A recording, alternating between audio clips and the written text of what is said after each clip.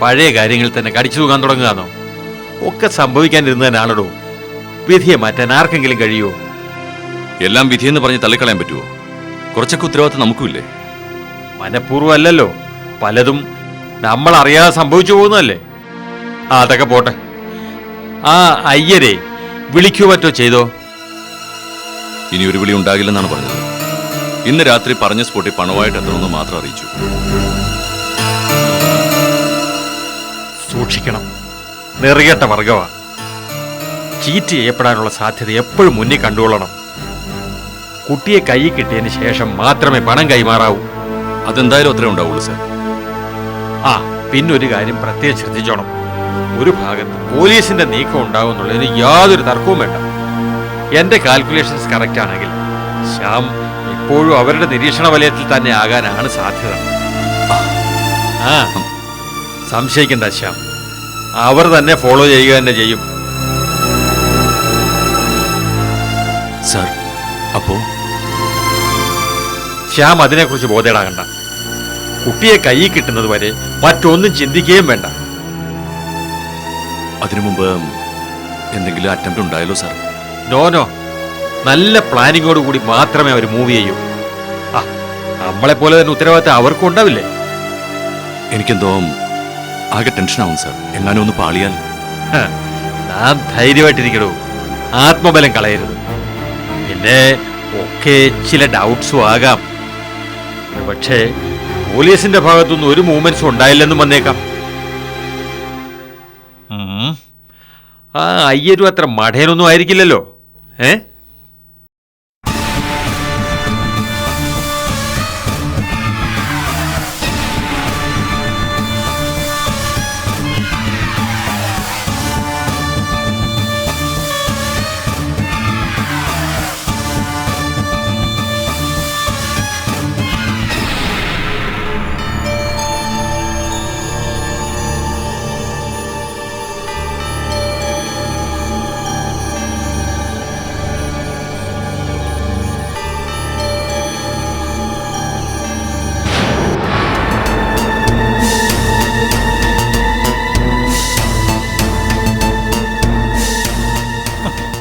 എന്താടോ, പേടിച്ചു പോയോ?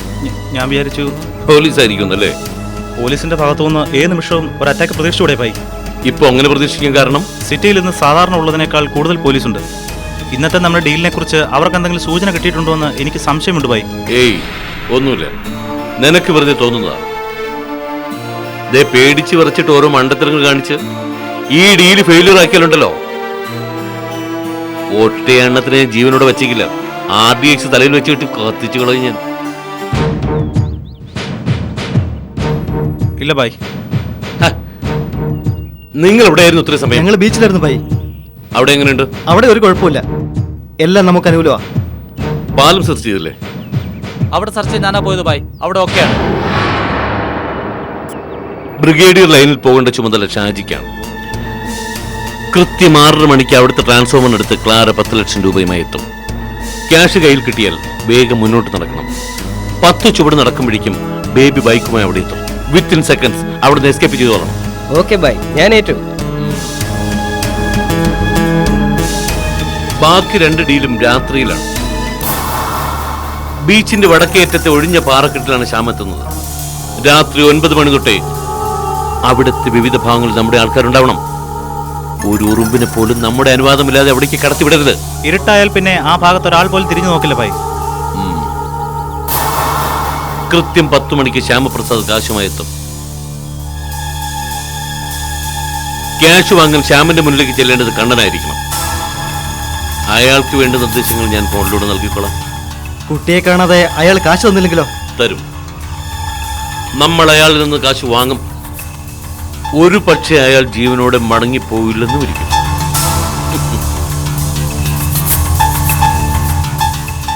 ഇതേ സമയം ധനപാലന ക്യാഷുമായി പുറംകടലിലെത്തിക്കേണ്ട ചുമതല ബേബിക്കാണ്. Okay bye.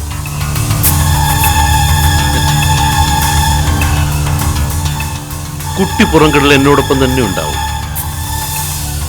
ധനപാലനോട് മാത്രം നമ്മൾ വാക്ക് പാലിക്കും. അയാളുടെ മുന്നിൽ വെച്ച് സ്നേഹിക്കൊന്ന് പുറംകടലെറിയുകയും ചെയ്യും.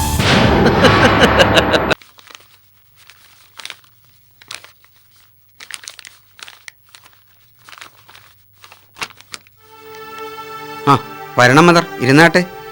ജേക്കബ് തരകനില്ലേ? സാറ് ഒരു കേസിന്റെ ചർച്ചയിലാ. മദറിനൊരൊറ്റ സമയം വെയിറ്റ് ചെയ്യാലോ അല്ലേ?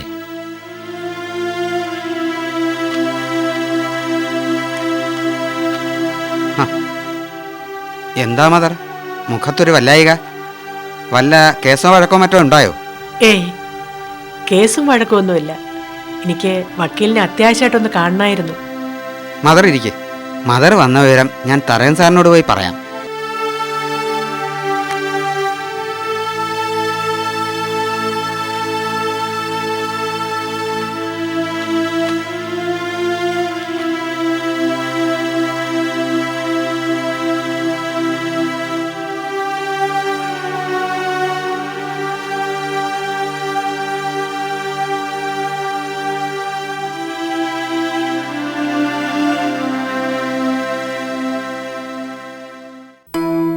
ആ ആ, ഇരിക്കും മദർ. ആ. പിന്നെ എന്താ മദർ വിശേഷിച്ച്? ക്ലാര ഇപ്പോ വലിയൊരു ആപത്തിൽ ചെന്ന് പെട്ടിരിക്കുകയാണ് ജേക്കബ്. അതൊരു പുതിയ അറിവൊന്നും അല്ലല്ലോ മദർ. അവൾ സ്വയം ഉണ്ടാക്കി വെക്കുന്ന പ്രശ്നങ്ങളല്ലേ എപ്പോഴും. Jacob, be serious. എത്രയും പെട്ടെന്ന് ജേക്കബ് ക്ലാരയെ കാണണം. അവളെ പോകാൻ അനുവദിക്കരുത്. എവിടേക്ക്? മദർ എന്തായി പറയുന്നത്? ക്ലാര ഇന്ന് വൈകിട്ട് 6 മണിക്ക് ശേഷം അയ്യരെ കാണാൻ പോകും. 10 ലക്ഷം രൂപ കൊടുത്ത സ്നേഹമോളെ തിരിച്ചു കൊടുക്കാമെന്ന് ആ അയ്യര് ക്ലാരയോട് ഫോൺ വഴി ഉറപ്പ് കൊടുത്തിട്ടുണ്ട്.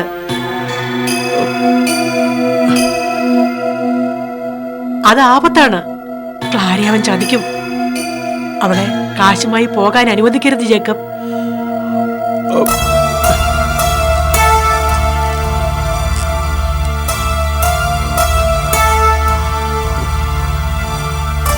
മദർ, സ്നേഹയെ കൊടുക്കാവുന്ന എഗ്രിമെന്റിൽ അവർ ശ്യാമിനോട് പണം ആവശ്യപ്പെട്ടിട്ടുണ്ട്. ശ്യാമു ഒന്ന് പണവുമായിട്ട് പോകും. ദൈവമേ, എന്തോ ആപത്ത് സംഭവിക്കാൻ പോവുകയാണല്ലോ. ജേക്കബ്, ക്ലാരയെ പോകാൻ അനുവദിക്കരുത്. എത്രയും പെട്ടെന്ന് അവളെ തടയണം. അതെ, അവൾ പൊയ്ക്കൂടാ. അവൻ ചതിയനാണ്. എന്റെ മകളെ അവൻ ഉപദ്രവിക്കും.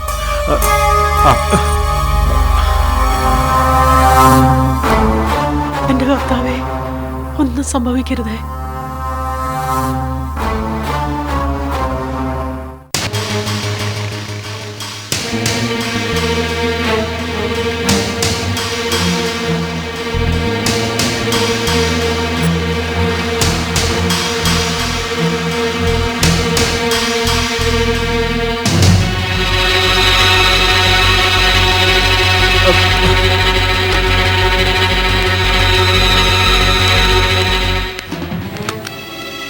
മോളിക്കുട്ടി, മോളിക്കുട്ടി, എടി ക്ലാരേ, ക്ലാരേ, മോളിക്കുട്ടി.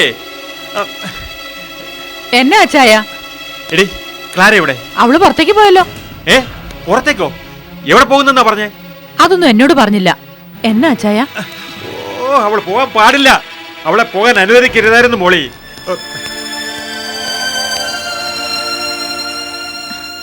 എന്നാ അച്ചായ? എന്നാ ഈ പറയുന്നേ? പോകാൻ അനുവദിക്കരുതെന്നോ? എനിക്കൊന്നും മനസ്സിലാവുന്നില്ലല്ലോ എന്റെ കർത്താവേ. എന്നാ അച്ചായ? ക്ലാര എവിടെയാ പോയേ? എന്തെങ്കിലും ഒന്ന് പറ. അവൾ എവിടെയാ പോയത്? ആരും ഫോണും എടുക്കുന്നില്ലല്ലോ. ഇനിയിപ്പോ എന്നതാ ചെയ്യുക? അവൾ എങ്ങോട്ടാ പോയെന്നറിയാൻ എന്നതാ മാർഗം? എന്റെ മോളെ എവിടെ പോയ അച്ചായ? അവൾ ആ അയ്യരെ കാണാനാ പോയിരിക്കുന്നേ. അയ്യരെയോ? നമ്മുടെ സ്നേഹമോളെ തട്ടിക്കൊണ്ട് പോയ? എന്തിനാ അവളെ പിശാചിനെ കാണാൻ പോയേ? ഇന്ന് 10 ലക്ഷം രൂപയായിട്ട് ചെന്നാൽ സ്നേഹയെ തിരിച്ചു കൊടുക്കാമെന്ന് അയാളെ വാക്ക് കൊടുത്തിട്ടുണ്ട്. എന്നിട്ട് അവളെ പണമായിട്ടാണോ പോയിരിക്കുന്നേ? അവക്ക് ഇത്രയധികം പണം എവിടുന്നാ എന്റെ അച്ചായ? ഒന്നും എനിക്കറിയില്ല മോളി. ശ്യാമിനോട് അയാൾ 10 ലക്ഷം രൂപ ആവശ്യപ്പെട്ടിട്ടുണ്ട്. ആ സ്ഥിതിക്ക് എന്റെ കർത്താവേ, ഇത് അപകടമാ. നമ്മുടെ മോളെ അവനെ ഉപദ്രവിക്കും. അച്ചായ അവളെ പോകാൻ അനുവദിക്കരുത്. അച്ചായ, അയ്യോ. മോളിക്കുട്ടി, മോളിക്കുട്ടി, ഒളിക്കുട്ടി ഒളിക്കുട്ടി ഒളിക്കുട്ടി ഒളിക്കുട്ടി ഒളിക്കുട്ടി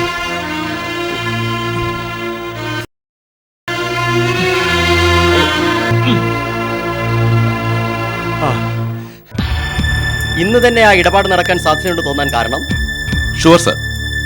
ശ്യാമപ്രസാദും ക്ലാരയും ധനപാലനുമെല്ലാം അതിനുള്ള തയ്യാറെടുപ്പുകൾ എടുത്തു കഴിഞ്ഞു. ഇതുവരെ കിട്ടിയ റിപ്പോർട്ടിന്റെ അടിസ്ഥാനത്തിൽ ആ ഡീൽ ഇന്ന് തന്നെ ഉണ്ടാവും. ആ കാര്യത്തിൽ സംശയം വേണ്ട സർ. ഞാൻ ചിന്തിക്കുന്നതല്ല.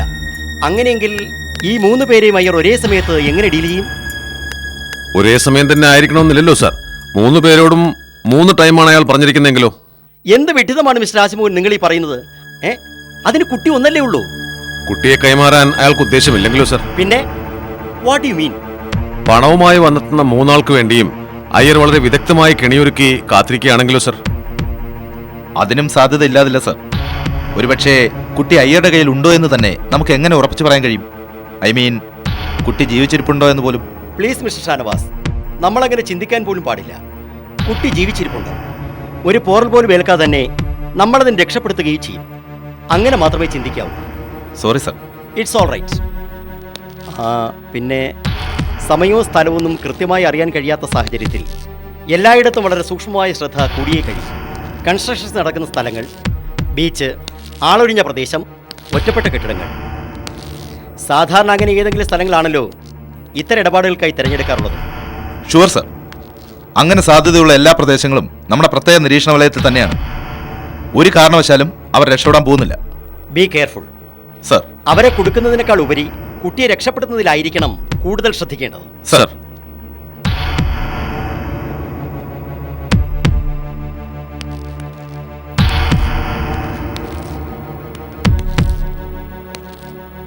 ബൈപ്പാസിൽ VSM ഹോസ്പിറ്റലിനും പെട്രോൾ പമ്പിനും ഇടയിലുള്ള ഈ പോക്കറ്റ് റോഡിലൂടെ ഏകദേശം 4.5 കിലോമീറ്റർ പടിഞ്ഞാറോട്ട് വന്നാൽ ബീച്ചിലെത്താം. പൊതുവെ സന്ധ്യ കഴിഞ്ഞാൽ ആൾസഞ്ചാരം വളരെ കുറവാണ്. ബീച്ചിന്റെ വടക്ക് ഭാഗത്ത് പാറക്കെട്ടുകളാണ്.